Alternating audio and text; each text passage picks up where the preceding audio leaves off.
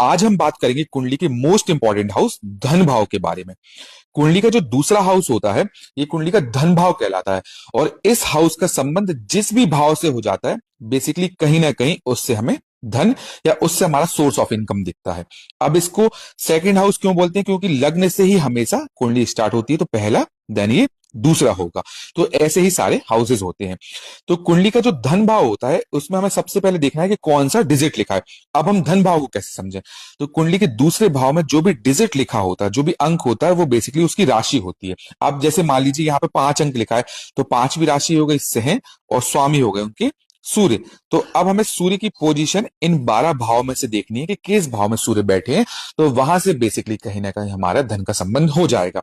For example कुंडली में सूर्य हमारे द्वादश भाव में बैठ गए अर्थात 12th हाउस में बैठ गए। तो जब भी सूर्य 12th हाउस में बैठते हैं तो 12th हाउस रिप्रेजेंट करता है कहीं ना कहीं विदेश से संबंधित चीजों को। तो ऐसे व्यक्ति का जो पैसा होगा या जो धन का सोर्स होगा वो कहीं ना कहीं विदेश से जुड़ गया है। तो संभवतः वो ट्रेडिंग से या विदेश से ऐसी कोई चीज करेगा जहां से वो धन अर्जित करेगा। हम एक और एग्जाम्पल लेते हैं। मान लीजिए आपके धन भाव में 8 अंक लिखा है, तो 8वीं राशि हो गई कौन सी? वृश्चिक। और वृश्चिक के स्वामी कौन है? मंगल।